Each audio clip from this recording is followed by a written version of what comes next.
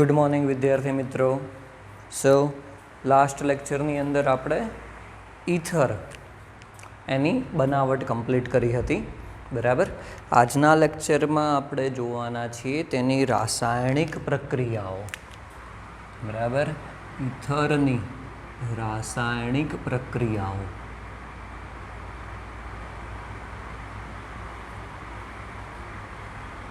ઈથરની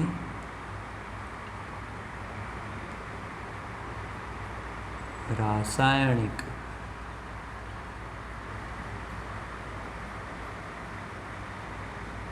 પ્રક્રિયાઓ. બરાબર. રાસાયણિક પ્રક્રિયાઓમાં સૌથી પહેલી પ્રક્રિયા આપણે જોઈશું એ છે કે કાર્બન ઓક્સિજન બંધ તૂટવાની પ્રક્રિયા.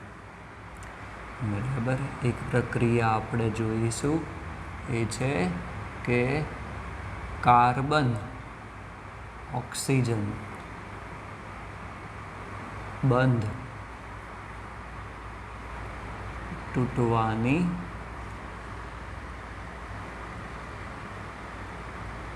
પ્રક્રિયા.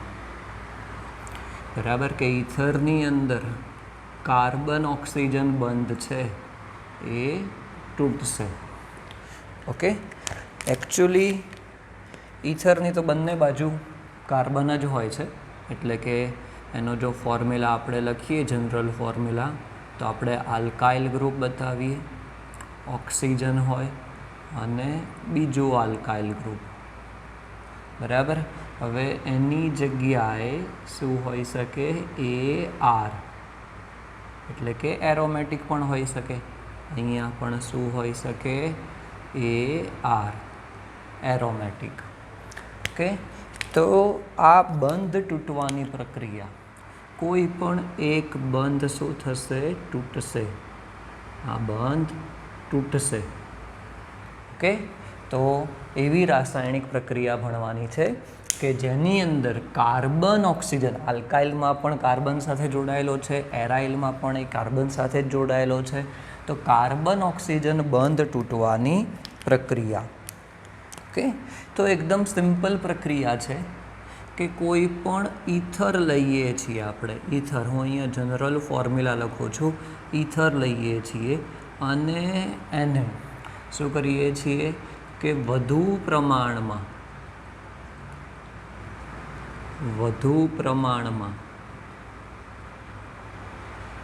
HX લઈએ છીએ, એટલે કે હાઇડ્રોજન હેલાઇડ. શું લઈએ છીએ વધુ પ્રમાણમાં? Hydrogen halide. હાઇડ્રોજન હેલાઇડ સાથેની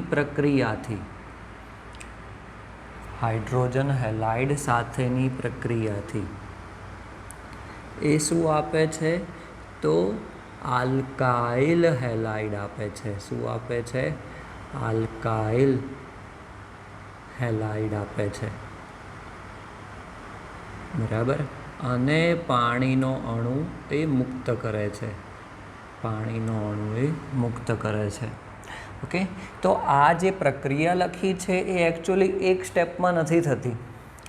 બરાબર. 2 સ્ટેપમાં પ્રક્રિયા થાય છે. બરાબર. આ જે પ્રક્રિયા છે, બરાબર, તો આપણે જોઈએ કે 2 સ્ટેપમાં પ્રક્રિયા થાય છે.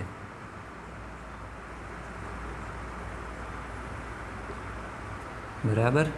તો એની અંદર આપણે સ્ટેપ 1 લખીએ અને આ આપણે બતાવીએ છીએ કોના માટે? તો કોઈ પણ સમમિત ઈથર માટે. અહીંયા આપણે એક હેડિંગ આપી દઈએ કે આ શું છે? સમમિત. બરાબર. સમમિત એટલે કે કાર્બન બંને કેવા હશે? ઓક્સિજનની બાજુમાં એક સમાન હશે.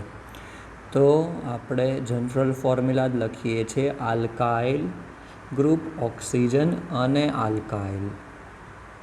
બરાબર. સમમિત ઈથર છે એની HX સાથે પ્રક્રિયા કરતાં શું થાય છે? તો કોઈ પણ એક ઓક્સિજન કાર્બનનો બંધ તૂટે છે. એ જ વસ્તુ થાય છે હાઇડ્રોજન અને હેલોજન વચ્ચે. બરાબર, બંધ તૂટે છે અને શું થાય છે કે તમને મળે છે આલ્કાઇલ હેલાઇડ. એક શું થશે? આલ્કાઇલ હેલાઇડ મળશે. બીજું શું થાય છે? આલ્કોહોલ મળે છે. બરાબર, તમને શું મળે છે? બીજું આલ્કોહોલ મળે છે. તો હવે આ આલ્કોહોલનો, એટલે જ અહીંયા શું લખ્યું છે મેં? વધુ પ્રમાણમાં હાઇડ્રોજન હેલાઇડ લેવાનો છે. આ આલ્કોહોલનું આગળ ફરીથી કે સ્ટેપ 2 લખીએ આપણે.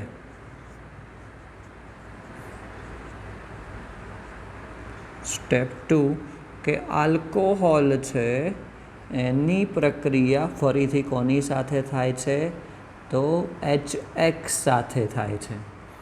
બરાબર, અને શું આપે છે? તે આલ્કાઇલ હેલાઇડ આપે છે. અને બીજું શું છૂટું કરે છે? પાણીનું અણુ. ઓકે, તો થઈ ગયું તમારું ઈથર. વધુ પ્રમાણમાં આપણે HX લેવાના છે, તો આલ્કાઇલ હેલાઇડ અને શું મળે છે? પાણી મળે છે. શું મળે છે? પાણી મળે છે. અહીંયા પણ એ જ વસ્તુ થશે કે ઓક્સિજન અને કાર્બનનો બંધ તૂટશે. અહીંયા હાઇડ્રોજન અને હેલોજનનો બંધ તૂટશે. બરાબર, અને શું મળશે તમને? આલ્કાઇલ હેલાઇડ મળશે. ફાઇનલી શું મળશે તમને? આલ્કાઇલ હેલાઇડ મળશે. બરાબર, તો તમારા માટે હોમવર્કમાં હું એક અહીંયા લખી દઉં છું ક્વેશ્ચન. બરાબર, હોમવર્કની અંદર તમારે 2 એક્ઝામ્પલ આપું છું હું તમને. એક તમારે CH3OCH3 બરાબર, મિથોક્સીમિથેન, અને CH3CH2O CH2CH3 એની હાઇડ્રોજન હેલાઇડ સાથે પ્રક્રિયા કરીને તમારે આલ્કાઇલ હેલાઇડ બનાવવાનો છે. આ જ રીતે જવાનું છે, એમાં કંઈ નવું નથી. ઓકે, ચલો. તો આપણે વાત કરી છે ઈથર, પણ ઈથર કેવું છે કે આલ્કાઇલ સમૂહ જોડાયેલા હોય. હવે જો આપણે એરાઇલ સમૂહ સાથે જોઈએ તો એવું કહી શકીએ કે એરાઇલ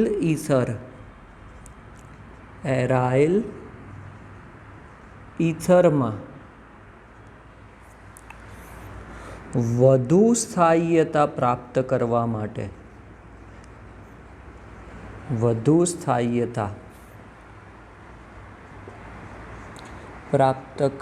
માટે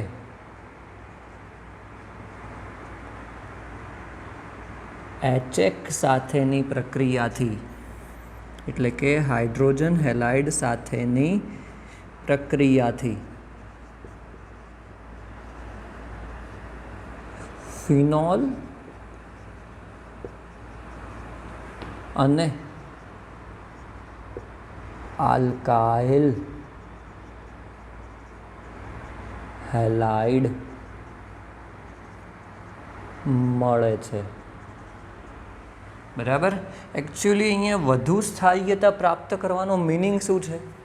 તમે જાણો છો કે બેન્ઝીનની અંદર જો ઇલેક્ટ્રોન દાતા સમૂહ જોડાયેલો હોય તો પછી એની અંદર ધન સંસ્પંદન અસર જોવા મળશે. હવે ધન સંસ્પંદન અસરથી શું થશે કે તે વધુ સ્થાયી બનશે. તો ઈથર ઇલેક્ટ્રોન દાતા સમૂહ છે, પરંતુ તે હાઇડ્રોક્સિલ સમૂહ જેટલો પ્રબળ ઇલેક્ટ્રોન દાતા સમૂહ નથી. બરાબર, તો ફિનોલ જો હશે એ એકચ્યુઅલી એવું કહી શકીએ ઈથર કરતાં વધુ સ્થાયી હશે. બરાબર, તો વધુ સ્થાયીયતા પ્રાપ્ત કરવા માટે શું થાય છે કે જો આપણે અહીંયા મિથોક્સી બેન્ઝીન લઈએ OCH3, બરાબર, મિથોક્સી બેન્ઝીન. તો મિથોક્સી બેન્ઝીન એ હાઇડ્રોજન હેલાઇડ સાથે HX સાથે પ્રક્રિયા કરે છે. તો શું થાય છે કે હાઇડ્રોજન અને હેલોજનનો બંધ તૂટશે. અહીંયા પણ ઓક્સિજન કાર્બનનો બંધ તૂટશે. બરાબર, યાદ રાખજો, બેન્ઝીન બાજુથી નહીં તૂટે. ઓકે, ત્યાં તો એને ઇલેક્ટ્રોન આપ્યો હશે એટલે દ્વિબંધ બનાવી દીધો હશે. એટલે ક્યાંથી તૂટશે? ઓક્સિજન હાઇડ્રોજનનો બંધ, જે આલ્કાઇલ સમૂહ છે બીજો. બેન્ઝીન બાજુથી ઓક્સિજનનો બંધ નહીં તૂટે. બરાબર.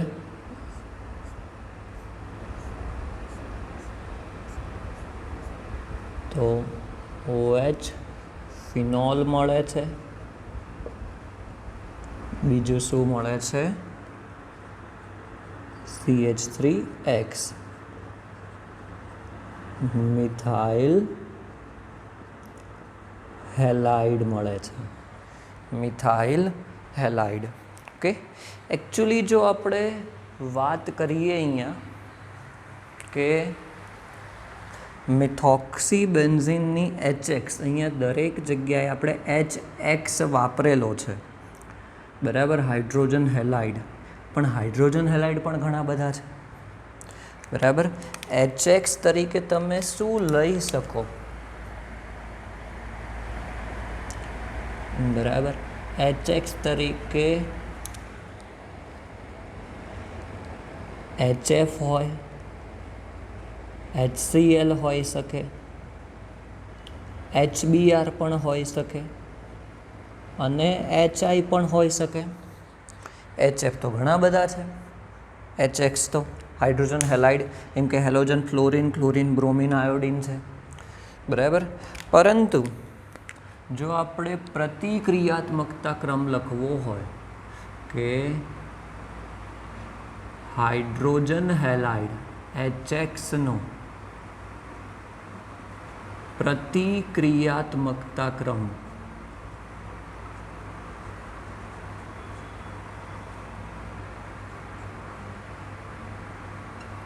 બરાબર, કેમ કે અહીંયા બધા જ HX છે, HCl, HBr, HI, એ એક સરખી રીતે તો પ્રક્રિયા કરશે નહીં. બરાબર, એક સરખી રીતે તો પ્રક્રિયા કરશે નહીં. તો પ્રતિક્રિયાત્મકતા ક્રમ કંઈક આવો છે.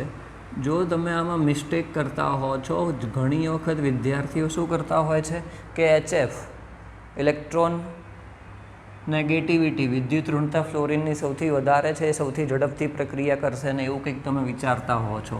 બરાબર, પરંતુ તમારે પ્રક્રિયાને બરાબર જોવાની છે અને એ પછી તમે તમારી જાતે ડિસાઈડ કરો કે એકચ્યુઅલી પ્રક્રિયામાં થાય છે શું. તો એના આધારે ડિસાઈડ કરો. તમે જુઓ અહીંયા કે હાઇડ્રોજન અને હેલોજન વચ્ચેનો બંધ પણ તૂટે છે. તો પ્રક્રિયા માટે સરળ અને ઇઝી શું હોવું જોઈએ કે હાઇડ્રોજન અને હેલોજનનો બંધ તૂટવો જોઈએ. તો જ હેલોજન અને હાઇડ્રોજન કોઈક બીજી જગ્યાએ જોડાશે. બરાબર, તો પ્રક્રિયા માટે બેનિફિટ શું છે કે જેનો બંધ નિર્બળ હશે એ વધુ સરળતાથી ઝડપથી પ્રક્રિયા કરશે.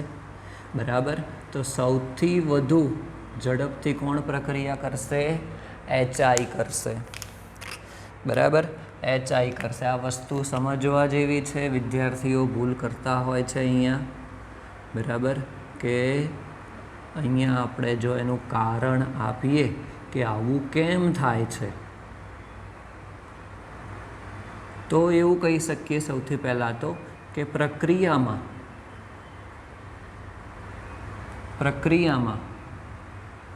હાઇડ્રોજન હેલોજન બંધ તૂટવો જરૂરી છે. બરાબર, પ્રક્રિયામાં હાઇડ્રોજન અને હેલોજન બંધ તૂટવો જરૂરી છે.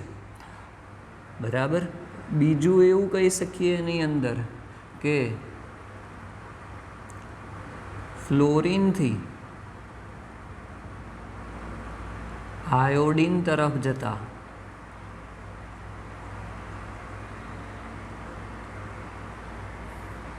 હાઇડ્રોજન અને હેલોજન બંધ નિર્બળ બને છે.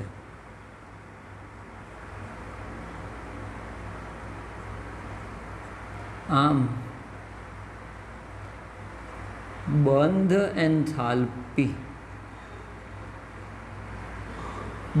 એન્થાલ્પી ક્રમ જો આપણે જોઈએ, બરાબર, તો હાઇડ્રોજન અને ફ્લોરિનની બંધ એન્થાલ્પી સૌથી વધારે હશે, પછી HCl, એના પછી HBr અને લાસ્ટમાં શું હશે? HI. બરાબર. તો આપણે એવું કહી શકીએ, બંધ એન્થાલ્પી જેમ ઓછી, કેમ કે અહીંયા બંધ તૂટવો જરૂરી છે, તો બંધ એન્થાલ્પી ઓછી હશે, તેમ તેની પ્રતિક્રિયાત્મકતા કેવી હશે? વધારે. તો બંધ એન્થાલ્પી કોની ઓછી છે? HIની સૌથી ઓછી છે. તેની પ્રતિક્રિયાત્મકતા કેવી હશે? સૌથી વધારે હશે. ઓકે, કારણ તમને ખબર પડી જવી જોઈએ. એકદમ સિમ્પલ છે કારણ, બરાબર, કે હાઇડ્રોજન અને હેલોજનનો બંધ તૂટવો જરૂરી બને છે અહીંયા. તો આપણે અહીંયા વાત કરી છે અસંમિત ઇથરની. કોની? અસંમિત ઇથરની. બરાબર, સમમિત ઇથરની વાત કરેલી છે. હવે આપણે વાત કરવા જઈ રહ્યા છીએ અલગ આની. કોની વાત કરવા જઈ રહ્યા છીએ? તો અસમમિત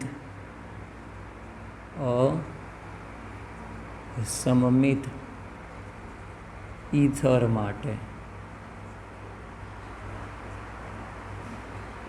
એકચ્યુઅલી મિથોક્સીબેન્ઝીન જે છે એ અસંમિત ઇથર જ છે, બરાબર, પરંતુ એમાં એટલા અપવાદ નથી કે કોમ્પ્લિકેશન નથી, એટલે આપણે અહીંયા સાથે લઈ લીધું હતું. બરાબર. અસંમિત ઇથર એટલે કે આલ્કાઇલ સમૂહ આપણે અહીંયા મૂકીએ, ઓક્સિજન, અને જો બીજો આલ્કાઇલ સમૂહ લઈએ એ કેવો હોય? જુદો હોય. બરાબર. એની પ્રક્રિયા સેમ આપણે હાઇડ્રોજન હેલાઇડ સાથે કરવાની છે. ઓકે, તો શું થવું જોઈએ? બરાબર, કયો બંધ તૂટશે? એક મોટો ક્વેશ્ચન આવી જાય કે અહીંયા પણ એક બાજુ એક કાર્બન છે, એક બાજુ બે કાર્બન છે. બરાબર, તો આપણે એવું એક અહીંયા વસ્તુ બતાવી દઈએ કે આ જે આલ્કાઇલ સમૂહ છે, બરાબર, એ બાજુ વધુ કાર્બન છે. સમજવા માટે હું તમને કહું છું અહીંયા, પછી આપણે લખીશું કે આ બાજુ વધુ કાર્બન છે અને આ આલ્કાઇલ સમૂહમાં કેટલા છે? ઓછા કાર્બન છે. બરાબર, એક બાજુ વધુ કાર્બન છે તો એક બાજુ ઓછા કાર્બન છે. તો થાય છે શું કે જે બાજુ ઓછા કાર્બન હશે, યાદ રાખજો, જે બાજુ ઓછા કાર્બન હશે ત્યાંથી બંધ તૂટે છે. ત્યાંથી શું થાય છે? બંધ તૂટે છે. અહીંયા પણ શું થશે? હાઇડ્રોજન હેલોજનનો બંધ તૂટશે. બરાબર. તો હવે શું નિપજ મળે છે તમને? એક મળશે R-OH મળશે, બરાબર, અને બીજું શું મળશે? RX મળશે. બરાબર. તો હવે R-O પાસે H કેમ ગયો? જો ઓક્સિજન અને કાર્બનની વિદ્યુત ઋણતામાં ઓક્સિજનની વિદ્યુત ઋણતા વધારે છે, તો જ્યારે આ બંધ તૂટશે ત્યારે ઓક્સિજન ઉપર ઋણ વીજભાર આવશે, ઇલેક્ટ્રોન લઈ લેશે. બરાબર, અને હાઇડ્રોજન શું થશે? HX સાથેનો બંધ તૂટશે એટલે H+ આવશે. એટલે સરળતા ખાતર તમે એવું યાદ રાખી શકો છો કે હાઇડ્રોજન ક્યાં જશે? ઓક્સિજન સાથે જશે, અને હેલોજન ક્યાં જશે? એ બીજા આલ્કાઇલ સમૂહ જોડે જશે. બરાબર, બીજા આલ્કાઇલ સમૂહ જોડે જશે. એટલે શું મળશે તમને? આલ્કોહોલ. અને બીજું શું મળશે? Alkyl halide. શું મળશે? Alkyl halide. એકચ્યુઅલી અહીંયા પણ હવે એ જ પ્રકારની પ્રક્રિયા થશે કે તમે વાત કરી રહ્યા છો કે વધુ પ્રમાણમાં આપણે શું લેવાનું છે? વધુ પ્રમાણમાં આપણે લેવાનું છે હાઇડ્રોજન હેલાઇડ. તો ફરીથી એવી જ પ્રક્રિયા થશે. ફરીથી શું થશે? એવી જ પ્રક્રિયા થશે.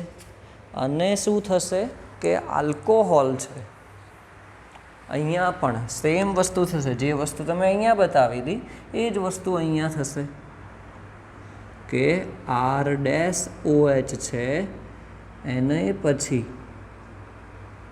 HX સાથેની પ્રક્રિયાથી ફરીથી શું થશે? R-X મળશે અને પાણી મળશે.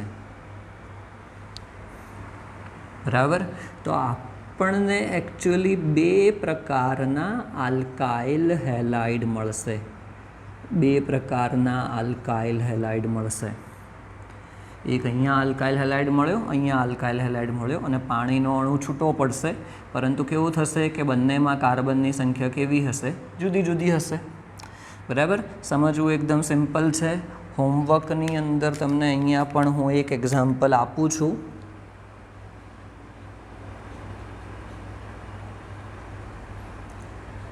CH3O CH2 CH3.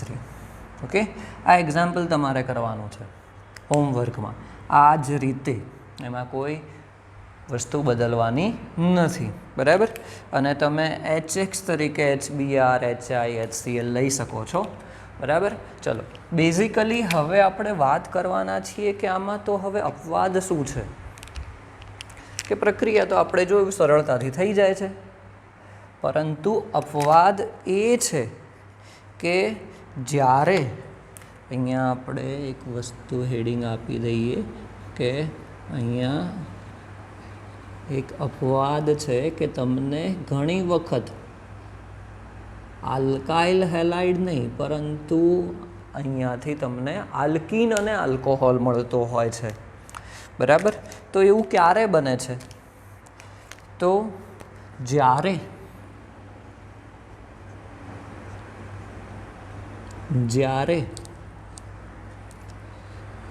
ઓક્સિજન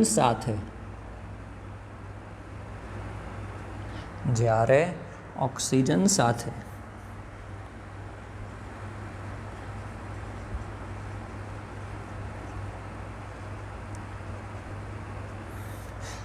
તૃતીય કાર્બન જોડાયેલો હોય.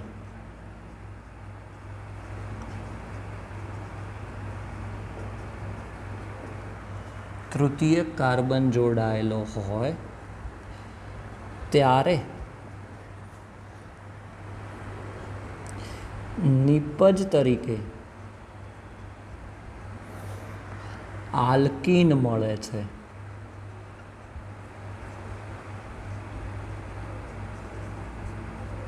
બરાબર. કે જ્યારે ઓક્સિજન સાથે તૃતીય કાર્બન જોડાયેલો હોય. તો તૃતીય કાર્બન વિશે આપણે જોઈએ કે ઓક્સિજન સાથે તૃતીય કાર્બન કઈ રીતે અને ક્યાં જોડાયેલો હોય. તો આપણે સિમ્પલ એક્ઝામ્પલ લઈએ એનું. ચલો, કે ઓક્સિજન છે એની સાથે જોડાયેલો કાર્બન તૃતીયક હોવો જોઈએ. તો એ કાર્બન સાથે બીજા 3 આલ્કાઇલ સમૂહ આપણે મૂકી દઈએ. 3 આલ્કાઇલ સમૂહ. અહીંયા આપણે એક જ કાર્બન બતાવીએ છીએ, મિથાઇલ. ઓકે. તો જો તમારો આ કાર્બન તમે જોશો તો ઓક્સિજન સાથે જોડાયેલો કાર્બન આ કેવો છે? તૃતીયક કાર્બન છે. આ કેવો છે? તૃતીયક કાર્બન છે. હવે ઓક્સિજન સાથે અબંધકારક ઇલેક્ટ્રોન યુગ્મ તો હોય જ છે એની પાસે. ઓકે. તો જ્યારે હવે તમે આવા તૃતીયક કાર્બન જોડાયેલો હોય એની સાથે તમે હાઇડ્રોજન હેલાઇડની પ્રક્રિયા કરો છો, એમાં ચલો આપણે બેઝિકલી HI લઈ લઈએ કે જે સૌથી સરળતાથી ઝડપથી પ્રક્રિયા કરશે. બરાબર, HI. તો થવું શું જોઈએ કે જે બાજુ ઓછા કાર્બન છે અહીંયાથી બંધ તૂટવો જોઈએ. બરાબર, પરંતુ એવું નથી થતું. પ્રક્રિયા 2 સ્ટેપમાં થાય છે.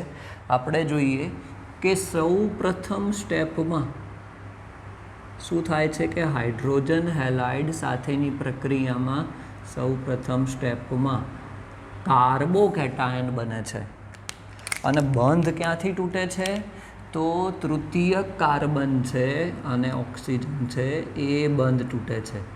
જ્યારે પણ આ બંધ તૂટશે, બરાબર, આ સ્ટેપ આપણે 1 લખીએ કે જ્યારે પણ આ બંધ તૂટશે તો શું થશે? ઓક્સિજનની વિદ્યુત ઋણતા વધારે છે. બરાબર, તો શું થશે?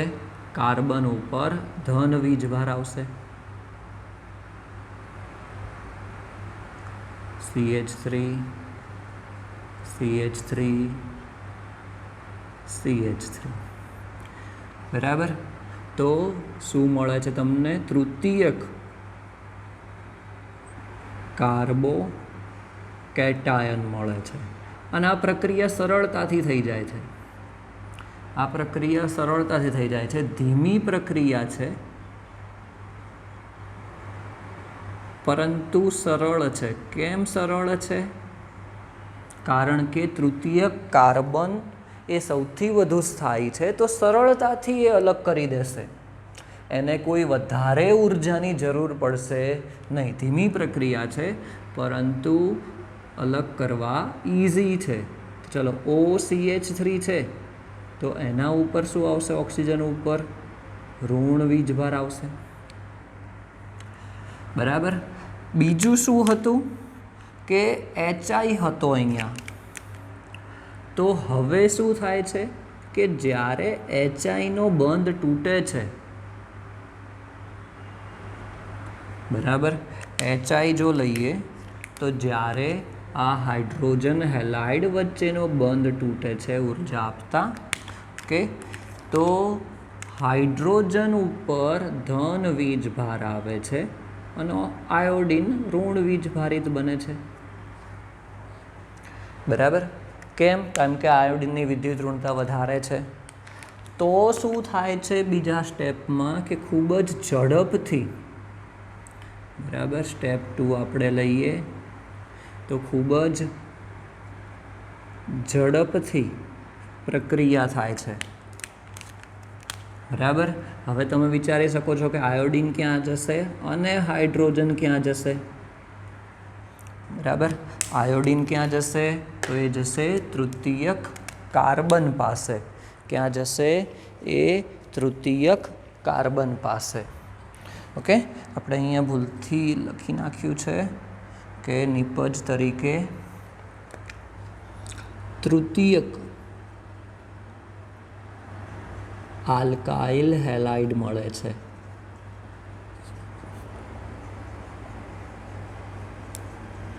અને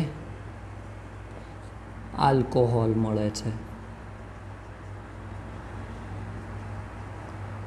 બરાબર, ભૂલથી મારે લખાઈ ગયું હતું કે આલ્કિન મળે છે, પણ ના, શું મળશે? આયોડિન અહીંયા જશે